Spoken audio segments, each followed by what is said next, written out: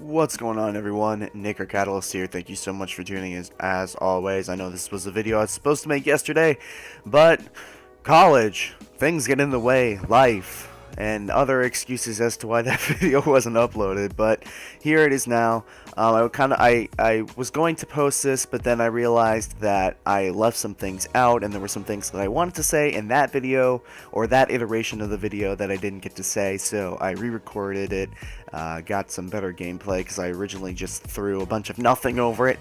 But this is a pretty important video, because this video is going to kind of encapsulate everything that Wham's been working towards over the past few months, and everything that we are going to work towards going forward, and that is playing Battlefield 1 competitively.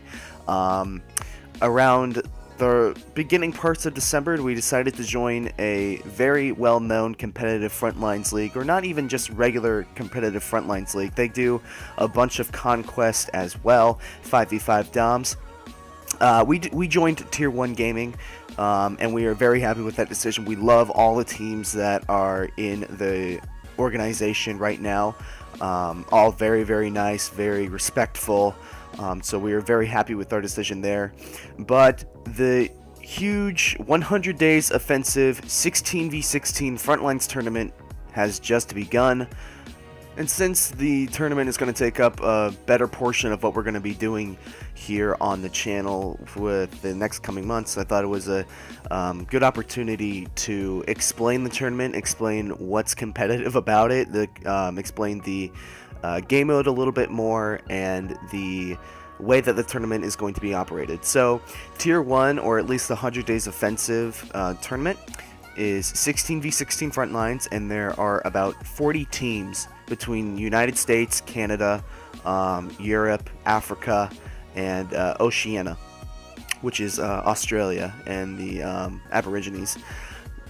And the way that this tournament is going to work, the first qualifying rounds are going to be round robin style, which means that every team is going to play each other team once. There is an option not to play certain teams, but that means you would miss out on potentially getting a win and adding more points, and that isn't the best idea to do so, because at the end of the round robin system, the two teams with the most win points will move on to the World Series, where if Wham were to make that, we'd be facing against one other team, NA, and then we'd be facing off against teams from around the world, which is really, really cool.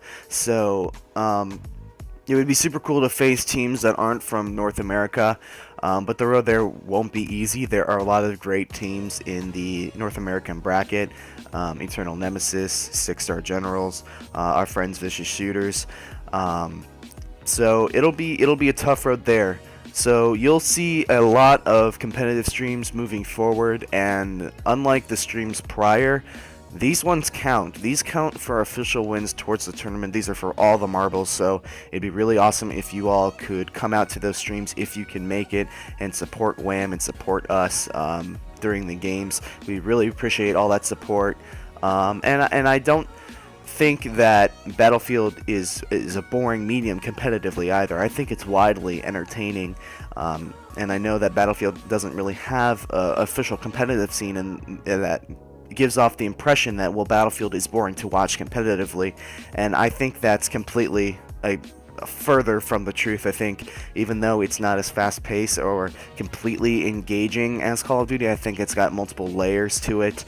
And I'm comparing it to Call of Duty because that's probably, next to Counter-Strike, the biggest FPS competitive scene that there is right now. But I think Battlefield really holds its own, so I really hope you guys all come out and support us. We'd love to see you there. Love seeing all of you tune into the stream, whether it's for me or if it's for the rest of the WAM. So thank you for all the support for that. So as I mentioned earlier, it's teams of 16s playing teams of 16. Whew, say that like 20 times fast. Teams of 16 playing Frontlines. Now, Frontlines was released in the They Shall Not Pass DLC, and what it is, it's basically a combination of Operations and Rush, if you didn't already know what it was.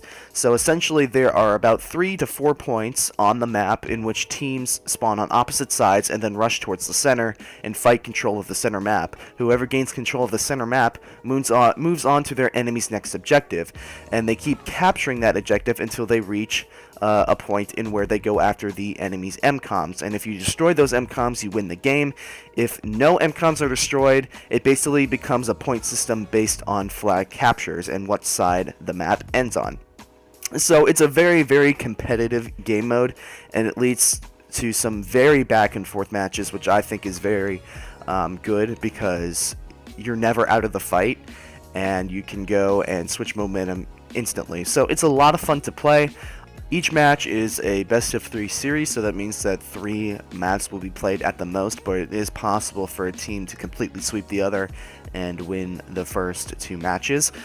And for certain tournaments, there are rule sets. I know there are ESB or ESRB, whatever it is, rule sets which restrict certain things, but Tier 1 is no rules. The only rule in Tier 1 is that auto rotation is turned off, so that's part of your aim assist and your aim assist settings.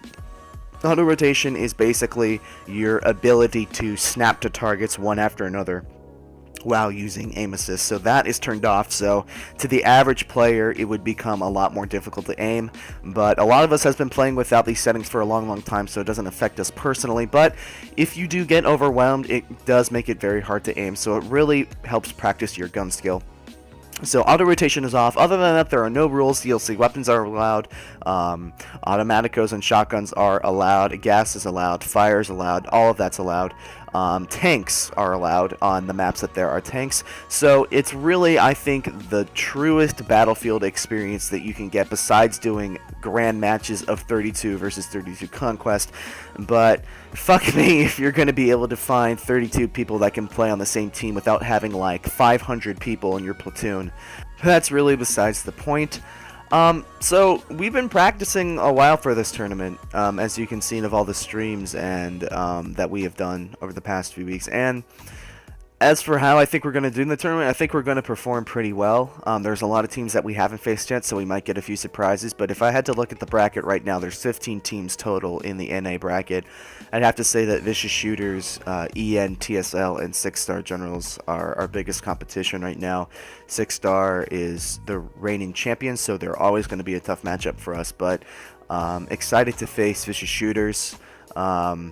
They were a team that matched us in gun skill when we played them in Dom 5v5, but we outperformed them in the sense that we were faster to the objective and we were faster to choke points. So I'm really interested to see how a whole bunch of them can perform in the 16v16 front lines when it's a little bit more solo objective oriented and they don't have to scramble all over the place. They're a pretty dangerous team, so I'm looking forward to playing against them. EN is a team that we matched up very well against, and we drew the match with them. TSL was another team. I know a lot of you tuned on to that one that we matched up pretty well with. And 6-Stars, we've taken a couple maps off of, but we haven't been able to beat them yet. So it's going to be definitely interesting to see whether or not we can pull that out. But I hope that cleared things up, guys. Thank you all so much for watching. If you enjoyed the video, drop a like on it. If you're new here, subscribe for some competitive Battlefield content. We'd love to be the team that you root for. My name has been Nicker Catalyst, and I will see you all another time.